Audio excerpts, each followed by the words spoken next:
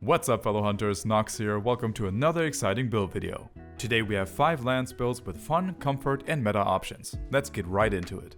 We're gonna start with the Final Stand. A comfortable high damage build for blast and poison that can be used against anything. We're gonna talk about blast first and get to poison later. Weapon of choice is the Scorned Magnamalo Lance. 380 attack, purple sharpness and 35 blast. A Talisman with attack boost level 3 and 1 level 2 slot will get you all the essential skills and is super easy to get now. But a bunch of other talismans will work here as well, of course. To increase our damage, we crank up the affinity as high as possible with Critical Eye and Weakness Exploit. Along with that, we of course have Critical Boost to get the most out of our critical hits. Then we have attack boost level 6 and Mail of Hellfire level 1 for a nice raw damage boost. Since we're using status weapons here, we of course have build up boost, giving us an additional 10% damage to any attack that applies status. Another massive attack increase will come from Offensive Guard. This will give us an extra 15% attack when guarding at the right moment. Speaking of guard skills, we also have Guard level 3. This will make it easier to block attacks if you like conventional guarding. You can either upgrade this later on or take it out of the build completely depending on your personal playstyle.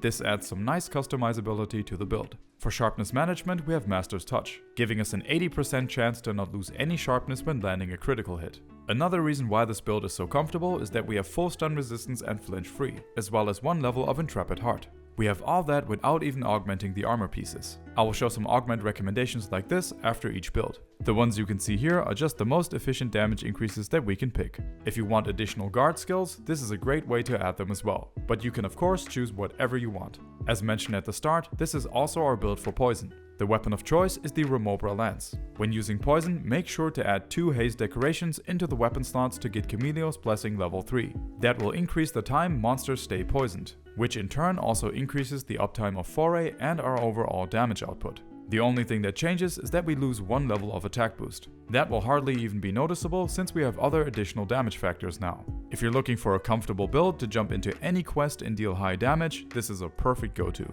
Next, we have the Devil Spike, an insanely efficient evade lance build for paralysis. This is possibly my favorite lance build at the moment.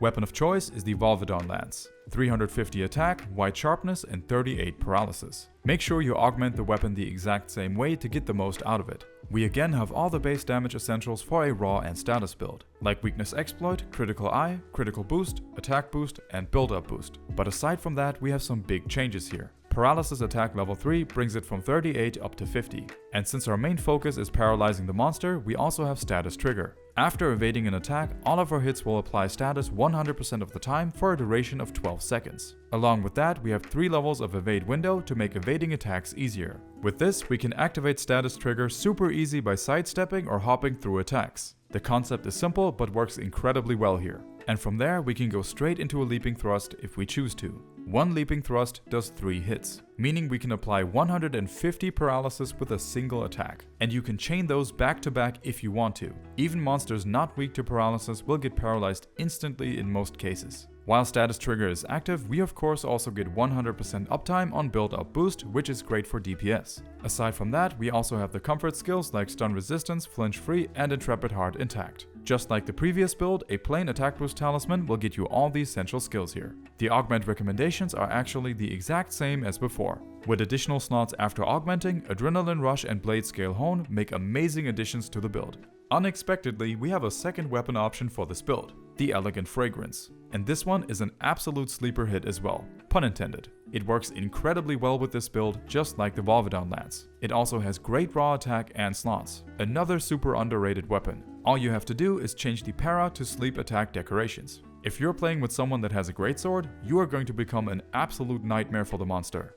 Now we're gonna jump into the element builds. Storm Legion, a super customizable template for all elements. I'm using the Wyvern Lance as example, but we're gonna see all of the best weapon choices after the build. Fire will get another build as well though. The first thing to address is that our skill priority for Element Lance is different from raw and status. The affinity based skills as well as offensive guard are all intact. The next thing on the list are elemental skills. On that note, you can see that the build has Ice Attack level 5 as well as any element level 5 listed below. That is only because the Velkhana legs come with Ice Attack by default, so it will always be there. But we of course add the maximum of whatever element we're using into the build. Then we have Critical Element for a 15% increase to elemental damage on critical hits. Element Exploit for another 10% increase when attacking weak spots. and Burst will further increase element and raw damage when landing continuous hits. Regular attack boost will only come into play if you can fit it into the build after getting the more important skills here. Now let's take a look at why this template is so customizable. You can see that I left the weapon slots empty here. That means you can use any slots on the weapon to add additional skills. For the Rampage decoration, only go for Bane if the monster's elemental weakness is over 20 and you can consistently hit that weak spot. Otherwise, just pick the fitting anti-species deco for the hunt. Just like the first build, the guard skill can either be upgraded later on or completely removed if you don't have any need for it. And the sharpness management will be up to your personal choice as well. You can freely choose between Master's Touch and Protective Polish. That freedom will come in handy since the amount of sharpness will be different depending on the weapon. A Talisman with 2 levels of Critical Eye and a level 3 slot will get you all the essential skills. The Constitution on mine is just a bonus.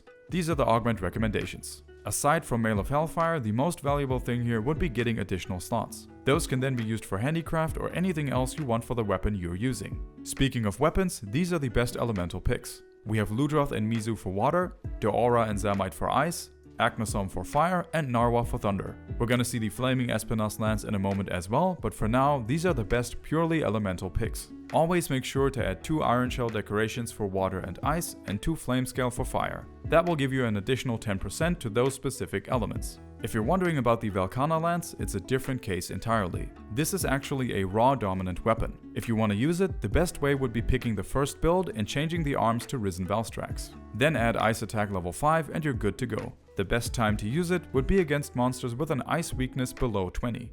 Blazing Thorn. As mentioned, the Flaming Espinas lance gets a separate build. The weapon has 330 attack, purple sharpness, 101 fire, and 15% affinity. Not to forget the hidden poison effect that all Flaming Espinas weapons have. This build is absolutely loaded. The skills here are a hybrid combination of the blast and poison build mixed with the elemental one. Because of that, the build functions exactly like those two. We have high element damage with additional raw boosting skills and poison on top. If you don't need the guard skill, I recommend using the slots to max out offensive guard and add burst. Aside from that, everything else was covered in the previous build. Once again, the same talisman from before will get you all the essential skills. For the augments, I recommend going for build up boost or extra slotage. Adding 1 level of burst should be the first thing on the list after augmenting if it's not in the build already. After that, you can go for anything you like.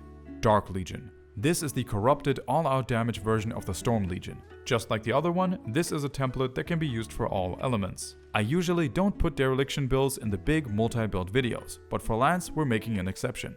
Why? Because dereliction is super easy to handle with this build and Lance in general. We have Bloodrite to heal ourselves while attacking the monster and Intrepid Heart in case we do take a hit. And since we're using Lance, we have a big shield to hide behind at all times, as well as a bunch of counterattacks and Silkbite moves that can pull us out of danger. Even without using a gourmet fish or swapping between scrolls, I had zero issue staying in good health with this build. And if you're fighting an afflicted monster, it becomes laughably easy to maintain your health. Aside from the base damage essentials for element builds, we have a really cool synergy going on here. Dereliction will slowly drain our health but give us additional element on the red scroll in return. At level 1 we get 5, 8 or 12 additional element depending on the number of Curio flying around us. And since Dereliction will leave us with constant red health, this will automatically activate Strife and Resentment. At level 2, Strife will increase our element by 10 to 15% depending on how much red health we have. We always get a boost of at least 10%, even if it's just the tiniest bit of red. And Resentment will give us an additional 15 raw attack as long as we have any red health as well.